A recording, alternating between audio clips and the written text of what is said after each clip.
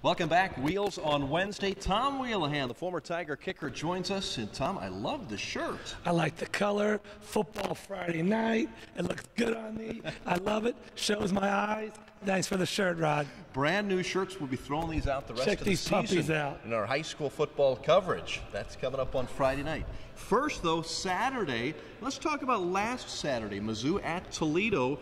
I thought the Tigers made a vast improvement from week 1 to week 2. I know it's only Toledo, but still, that was a game they were only favored to win by about 3 points. Your thoughts on Mizzou win?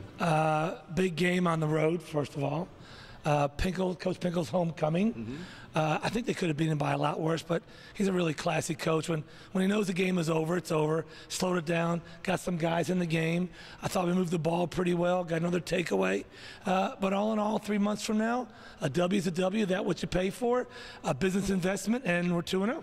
Matty Mock, 5 touchdown passes, another one rushing. That ties a record for Mizzou. Well, that was really my only concern is he's an hour away. All of his friends and family, is he going to try to push too hard?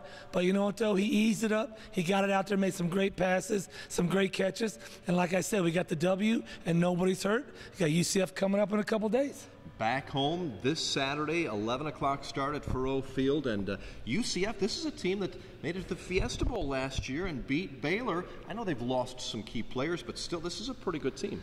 You know what they do? They do have some jet lag. They just traveled back from Dublin, Ireland last week.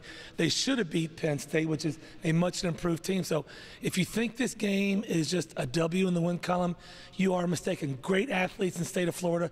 George O'Leary is a great coach. It's going to be closer than you think. It was close last year here in Columbia. UCF losing the quarterback, but again, I would guess this is their toughest non-conference game. Yeah, Indiana's coming in 2 weeks, but that won't be as tough as UCF. That is correct. Looking back at your playing days and looking at the scheduling now, it's a lot different. I know when you played and players even past you, you had some legitimate, tough non-conference games. Mizzou, this is the closest thing that it comes to this week. But the landscape, Rod, has changed. You know, when I played, we had 12 to 15 ball games, and you had to win 8 just to be considered. We didn't have social media, ESPN, all these other things now. There's some teams, Rod, that go out there, and they'll actually lose money to go to a bowl game for the exposure. So the landscape has changed. You get 3 or 4 cream puffs, you win half your games, and basically, honestly, folks, you're paying for mediocrity. If you win 6, if you go 6-6, you go to a bowl game. But the landscape has totally changed. How about morning games? 11 o'clock. That's early for the fans, players. Does it make a difference? No, because when that ball gets tossed up and the hitting starts hitting, it's football. And they've been having 2-a-days at, 7:30 in the morning.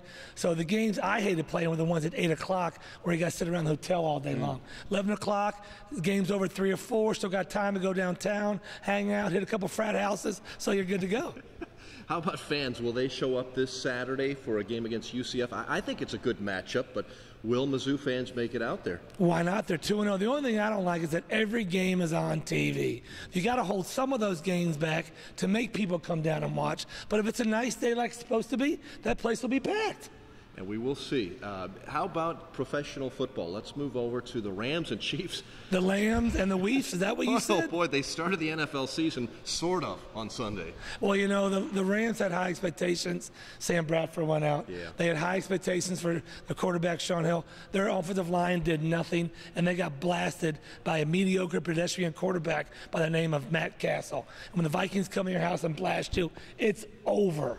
Now you go to the Weef side of the field. Poetic justice, fellas. They cut their kicker, suck up. He went to the Titans, comebacks, hits 4 field goals. You don't cut a kicker who's 85% to save a couple bucks for a quarterback who's in his 12th year. I'm sorry. They made a huge mistake on that one, and they got paid for it. Well spoken from a kicker. You got that right. Is this going to be a long season? They are not going 13-3. They're going to go 8-8. The Chiefs are going 8-8, and the Rams will be lucky to win 6 or 7. All right. Mizzou volleyball. This is a team that won, I believe, 35 in a row last year before losing in the NCAA tournament. They're 4-4 this year. Every team and every program has its ebbs and its flows. When you have a girl like Molly Kreklow here that don't come around once every 20, 25 years, we were spoiled with what they've had. Now, I think the Kreckles will do their best coaching job this year. Now, they're not going to go undefeated in the SEC. They're not going to beat Florida twice, home and home. But I'll tell you what, if they go 10-6, 12-8, whatever, that is a great coaching job with the young talent they have here. But you just don't go there and replace a Molly Krecklow. They don't come along very often. Tom, I don't know if you notice over your shoulder, but there's a tiger behind us. I tame that tiger. I feed the tiger. I stroke the tiger. He's a nice tiger. He won't hurt you. But yes, he is ferocious against people from Michigan. That is correct.